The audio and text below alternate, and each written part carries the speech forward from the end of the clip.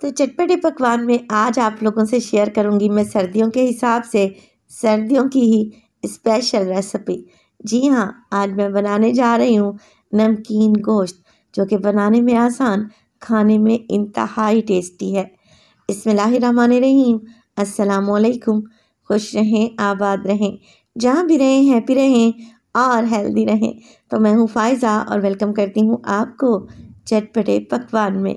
तो आज आप लोगों से शेयर करूंगी मैं पेशावरी नमकीन गोश्त की रेसिपी, जिसे मैंने अपने ही तरीके से बनाया है, मगर खाने में तो इंतहाई टेस्टी है। तो रेसिपी को एंड तक देखें, अच्छी लगे तो लाइक कर दें और चटपटे पकवान को सब्सक्राइब भी कर लें। तो चलें फिर जल्दी से रेसिपी स्टार्ट कर लेते हैं। जायकेदार पेशावरी नमकीन गोश्त बनाने के लिए सबसे पहले तो प्रेशर कुकर में मैंने डाला है 1 कप से थोड़ा सा कम कुकिंग ऑयल। आप इसे किसी पतीली या फिर कढ़ाई में भी बना सकते हैं। चलें जी, ऑयल में डाल देंगे तकरीबन 2 टेबलस्पून के करीब अदरक और लहसुन का पेस्ट। अदरक लहसुन को मिक्स करेंगे, मगर इसे भूनना नहीं है, कोई कलर नहीं देना। 20 से 30 सेकंड के लिए ही फ्राई करें और फिर इसमें शामिल कर दें गोश्त। अब आप नमकीन गोश्त बनाने के लिए कोई सा भी गोश्त ले सकते हैं, यानी कि बीफ इस्तेमाल कर सकते हैं, दुम्बे का या बकरे का गोश्त भी इस्तेमाल किया जा सकता है। मैं बीफ इस्तेमाल कर रही हूँ और थोड़े बड़े पीसेस रखवाए हैं। अच्छा, यहाँ पर बीफ का मैंने मिक्स गोश्त इस्तेमाल किया है, जिसमें कुछ हड्डियाँ भी हैं। नली वाली हड्डियाँ डालेंगे ना तो यकीन करें ये नमकीन गोश्त बड़ा ही जायकेदार बनेगा। अब नमकीन गोश्त बना रहे हैं तो इसमें इसी स्टेज पर डाल दें नमक। नमक डाल रही हूँ मैं 1 टीस्पून, बाद में चेक कर लेंगे, कम ज़्यादा हुआ तो सेट कर लेंगे। अब गोश्त को भून लेंगे नमक डालने के बाद, बस इतना ही कि इसका कलर चेंज हो जाए। जैसे ही गोश्त का कलर चेंज हुआ, आप इसमें 4 से 5 तीखे वाली हरी मिर्चों को काट कर डाल दें। इसके अलावा 1 पाव मैं टमाटर का भी इस्तेमाल करूँगी, जिसको मैंने सेंटर में से काट कर 2 हिस्सों में डिवाइड कर लिया है और देखें स्किन वाली साइड ऊपर की जानिब रख रही हूँ। साथ के साथ पानी डाल देंगे 2 गिलास और कवर लगाकर इस गोश्त को पकने के लिए छोड़ दूंगी, तकरीबन मैं 30 से 35 मिनट के लिए। तो ये गोश्त की क्वालिटी पे भी डिपेंड करता है कि गोश्त आप कैसा ले रहे हैं। अगर छोटे जानवर का गोश्त होगा ना तो जल्दी गल जाएगा। तो यहाँ पर मुझे 35 मिनट ही लगे हैं और आप लोग गोश्त को ज़रा देखें कितने अच्छे तरीके से गल चुका है। और इसमें जो हमने टमाटर डाले थे उसका छिलका भी अलहदा हो चुका है। तो टमाटर के छिलके निकाल दें, नहीं तो ये मुंह में आएंगे।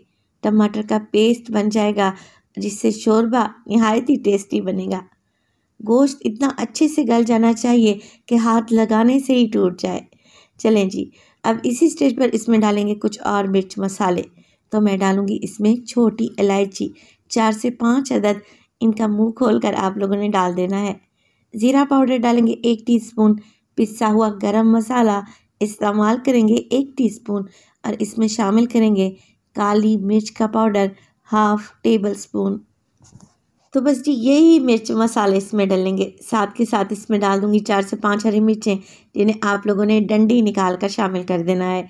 मिक्स कर लेते हैं और मसालों को भून लें 4 से 5 मिनट के लिए, ताकि इनका कच्चापन निकल जाए और गोश्त में मसालों का अच्छा सा टेस्ट आ जाए। तो सर्दियों में ऐसे टेस्टी खाने गर्माहट देते हैं।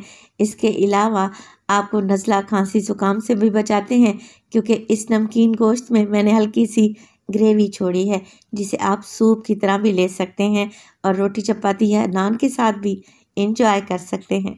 चलें जी, मसालों को भून लेते हैं 4 से 5 मिनट के लिए। और इसी स्टेज पर अगर तो आप लोगों को रेसिपी अच्छी लग रही है, प्लीज़ रेसिपी को लाइक कर दिया करें और चटपटे पकवान को सब्सक्राइब भी कर लें। आप सब लोगों का बेहद शुक्रिया।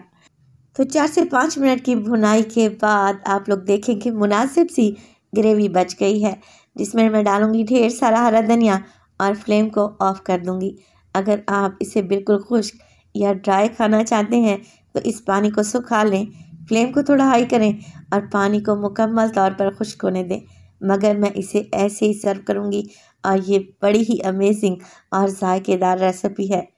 गर्मा गर्म हम इस नमकीन गोश्त को सर्व करेंगे नान के साथ।